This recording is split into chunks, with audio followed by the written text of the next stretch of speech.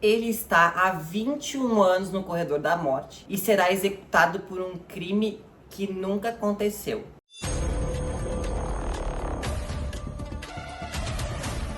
Olá, damas e cavaleiros, tudo bem com vocês? Eu espero que sim. Sejam bem-vindos ao meu canal Dama da Noite. Para quem não me conhece, eu me chamo Carol.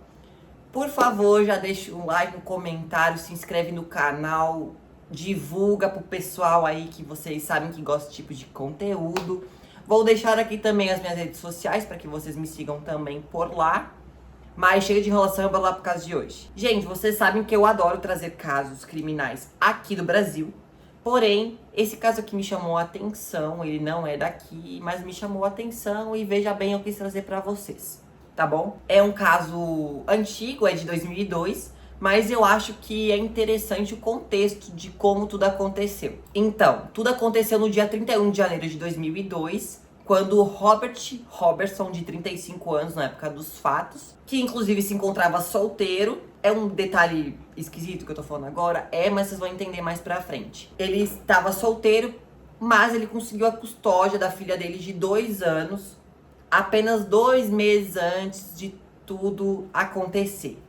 Porque nos Estados Unidos, gente, é mais complicado pessoas solteiras ficarem com a custódia da criança. Pelo que eu vi nas fontes, é mais ou menos isso. Mas o que aconteceu? Nesse dia 31 de janeiro de 2002, o Robert conduziu a filha dele até o hospital da Palestine, no leste do Texas, onde eles residiam. A pequena Nick, ela tinha apenas 2 anos e ela já estava em coma quando ele levou ela até o hospital. Então ela estava em coma, com o rosto azulado, devido a uma suposta asfixia. Na época dos fatos, os médicos disseram que todos os sintomas que a menina tinha era devido àquela síndrome do bebê sacudido. O que é essa síndrome do bebê sacudido? É bem isso, né, gente? Pegar a criança muito pequena e você sacudir ela e vai acabar gerando lesões cerebrais graves e causa falta de oxigênio no cérebro e acaba ficando comprometido. E na grande maioria das vezes a criança vem a óbito. Na época, esse relatório médico se tornou a prova fundamental. Tipo assim, não queriam saber mais de nada, foi isso que aconteceu e ponto final. Não fizeram outros laudos, outras perícias, não fizeram nada. Só disseram que teria sido essa síndrome e que o pai seria o culpado. E acabou sendo utilizada como o gatilho principal para a condenação dele. Porque os jurados acabaram confirmando que a pequena Nick teria realmente sido vítima de abuso infantil. Só que, gente, é muito mais do que isso, né? Se o advogado do Robert não conseguir comprovar, ele vai ser, sim, executado por meio de injeção letal. E lá os caras acabam mesmo, não tem essa história não.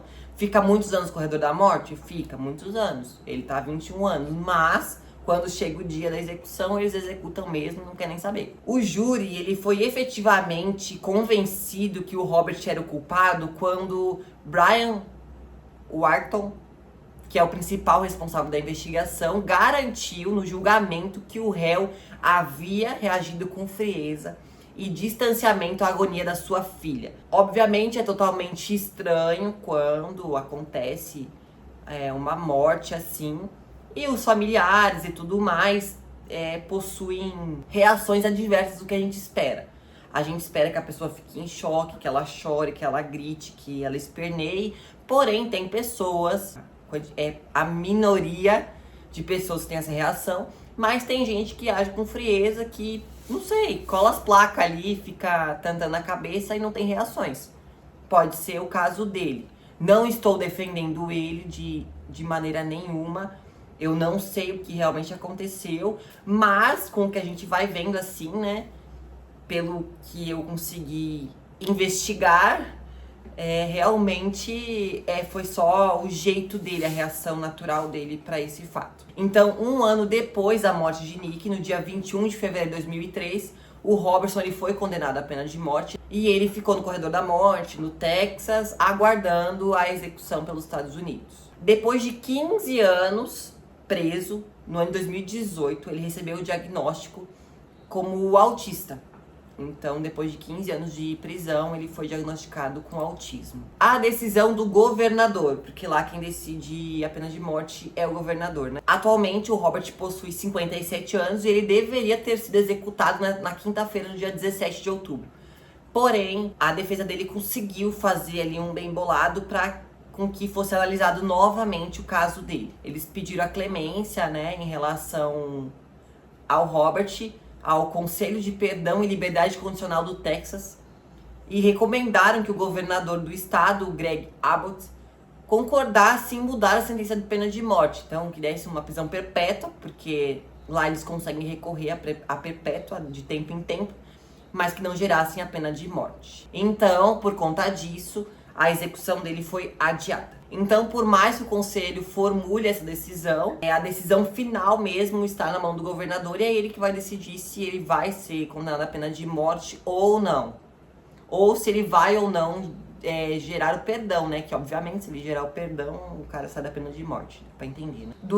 Aí a gente vai fazer uma análise assim em relação ao governador, né?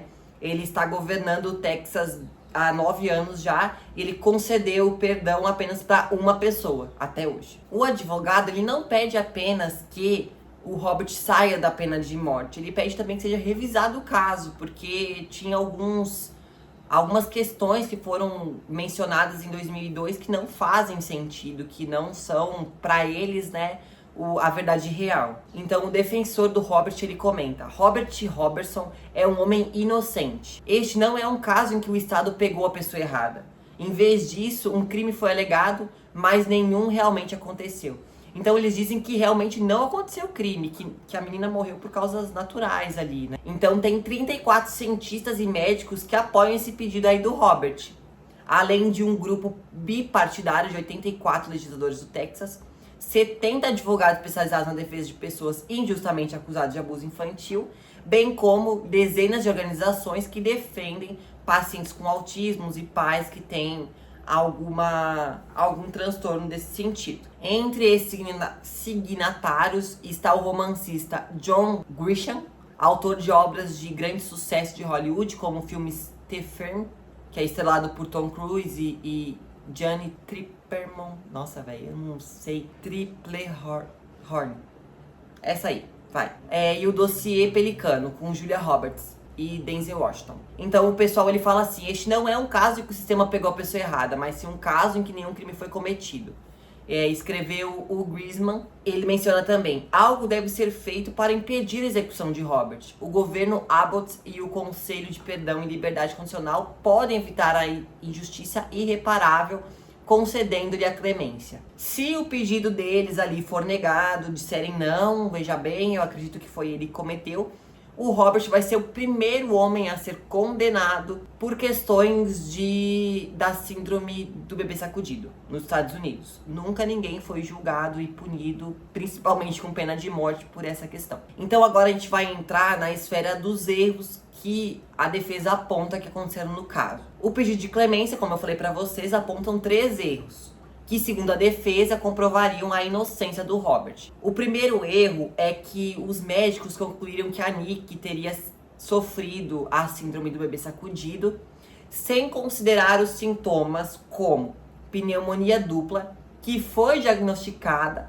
porque a criança estava com uma febre de 40 graus, pouco antes dela ficar inconsciente. Então, obviamente, isso aconteceu que o Robert comenta que ela teria tido uma febre de mais de 40 graus pouco antes dela ficar inconsciente. Eles mencionam que quando o Robert levou a Nick ao hospital, a equipe médica foi rápida para julgar, dizendo que teria sido a síndrome, não sei o que, baseando-se em suposições incorretas e sem desconhecer realmente, de fato, o que teria acontecido. Ele comentou assim: agora sabemos que os pulmões da Nick estavam gravemente infectados e lutaram por oxigênio durante dias, ou até mesmo semanas, antes dela desmaiar. Então foi feita a autópsia e foi descoberto que ela realmente estava com problemas pulmonares graves. A coleta do tecido pulmonar e feito a devida perícia apontou que a menina sofria de 2 tipos de pneumonia, que é a viral intersticial e a bacteriana aguda secundária,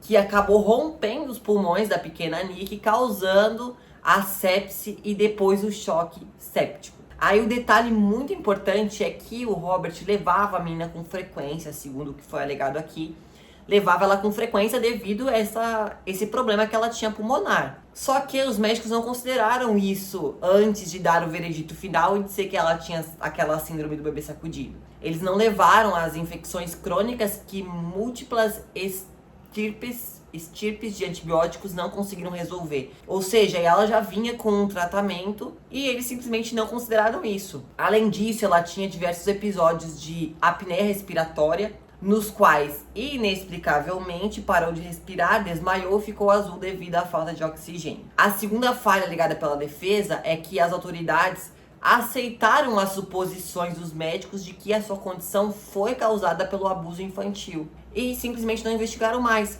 Então o médico falou assim, sofreu abuso infantil, pronto, acabou, é esse o caso, o cara matou a própria filha e já era.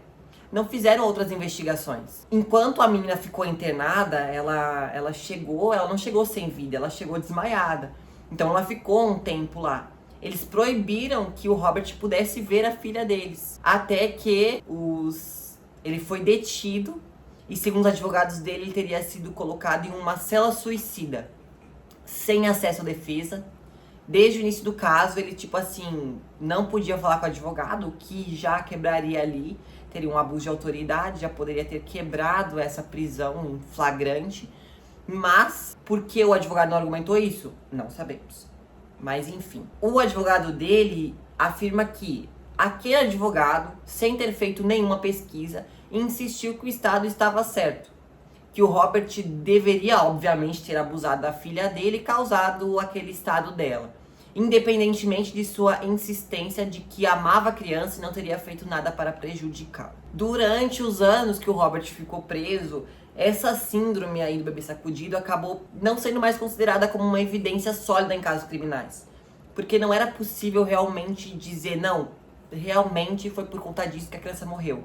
Então perdeu totalmente a força, mas ele continua preso, né? O terceiro erro foi da equipe médica realmente, porque eles interpretaram mal a situação e passaram essa informação para a polícia. Então, eles viram o seu comportamento não neurotípico em sintoma do seu autismo como um reflexo da falta de emoção face à situação da filha, o que está longe de ser verdade. Aí o advogado dele ainda fala, a morte de Nick não foi um crime, a menos que seja um crime que um pai não consiga explicar problemas médicos complexos que mesmo profissionais médicos treinados não conseguiram entender a época dos fatos. Aí passou um tempinho ali, o pessoal começou a botar a mão na consciência e eles sentiram que a culpa também foi deles. Então, 2 décadas depois de testemunhar contra o Robert no julgamento, o detetive Brian reconheceu que o processo era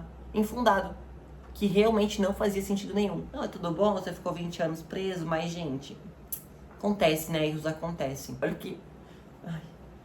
Olha o que ele fala. Não havia cena de crime ou evidências forenses. Foram apenas 3 palavras. Síndrome do bebê sacudido. Tem 4, mas... Síndrome do bebê sacudido. Sem elas, hoje seria um homem livre. Declarou no ano passado ao jornal britânico The Guardian. Algo assim, né? Aí, né, o cara fez uma merda muito grande, ele resolveu abandonar a polícia e se tornou um reverendo na igreja. E ele não apenas assinou a petição de clemência de Robertson, como também visitou ele na prisão para se desculpar de mandá-lo pra prisão. Eu não vou comentar nada sobre isso. Não vou comentar, não. Vou ficar quieta. Em documentário do jornal americano The New York Times, é possível ver um momento em que esse policial aí, ele se senta na frente do Robert, que eles ficam separados, né, por um vidro ali, e após 22 anos de prisão, eles pegam telefones de uma cabine da prisão para se comunicarem. Aí olha só o que ele falou, presta atenção. Deixe-me dizer, sinto muito que você esteja aqui, que ainda esteja aqui. A culpa é nossa. Estou convencido que cometemos um erro. Eu acho que só esse depoimento aqui do cara lá já bastaria, tá? Pra tirar o cara da cadeia. Mas o policial ainda afirma aqui no vídeo do Robert, quando ele foi ao hospital, né? Porque a Nick teria caído da cama enquanto dormia e não respondeu. Ele fala, a filha dele estava morrendo e ele parecia não se importar. Mas, como eu falei pra vocês aí, tem pessoas que têm reações diferentes. E, inclusive, como mencionado anteriormente, ele tinha o pai da menina, né, o Robert, ele tem autismo. E pode ser que o autismo tenha feito com que ele não tivesse muitas reações em relação ao que aconteceu com a própria filha dele. Aí, o advogado do Robert decidiu bater na porta do policial para falar para eles que ele tinha sido diagnosticado com autismo, o Robert. E aí ele fala assim, o policial, isso explica a reação monótona e sem reação que ele teve no hospital. Mas primeiro eu mando você pra cadeia, faço você se lascar lá durante 22 anos, porque você imagina o que esse cara sofreu dentro de uma cadeia por ter supostamente matado a filha de 2 anos. Por abuso infantil. Não precisa falar mais nada, né? Aí ele fala assim ao policial, esse caso tem sido um fardo para meu coração e meu espírito. Mas ele só se arrependeu 22 anos depois, né, da mãe. O prisioneiro, o Robert, chegou a gaguejar enquanto falava com esse policial. Ele falou assim, eu faria qualquer coisa para trazê-la de volta. Então, né. O Robert diz que tinha muitas coisas que ele gostaria de falar para esse policial, mas ele simplesmente travou quando acabou vendo ele. E a única coisa que ele conseguiu falar foi isso, né? Que se ele pudesse trazer ela de volta, ele traria.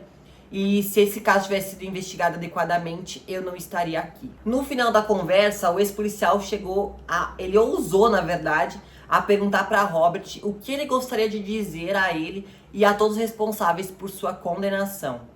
O Robert menciona, gostaria de dizer que perdoo todos vocês. Pesado, hein? Ele não fez nenhum gesto, ele não teve nenhuma emoção, ele simplesmente falou isso e pronto. Só espero e rezo para que juntos possamos fazer as coisas corretas. Então, gente, esse é um caso que eu fiquei muito intrigada por saber que a investigação ramelou bonito com o Robert. Gente, vamos lá. Se você não tem como provar que a criança morreu devido a tal situação, como que você condena alguém à prisão perpétua, à pena de morte? Como que você faz isso? Você entendeu? Aí o ex-policial vem com a maior cara lavada 22 anos depois, dizendo que ele sente um enorme fardo no coração e na alma dele. Ah, pega o fardo e enfia... Você entendeu? Pelo amor de Deus, gente. Por mais que o cara ganhe a liberdade agora, que ele seja inocentado, ele passou 22 anos da vida dele preso por um erro. Você entende que os médicos deveriam ser punidos junto com os policiais? Porque eles tiraram a liberdade de alguém. Vida e liberdade é uma coisa que a gente não brinca, sabe? Enfim, coloca aí nos comentários o que vocês acharam, se vocês ficaram pé da vida que nem eu fiquei, porque eu fiquei muito bravo com esse caso. Achei interessante trazer pra vocês. Mas, por favor, não esquece, né, de se inscrever, deixar o like, um comentário, compartilhar com os amiguinhos. Por hoje é só. Um beijo e até a próxima.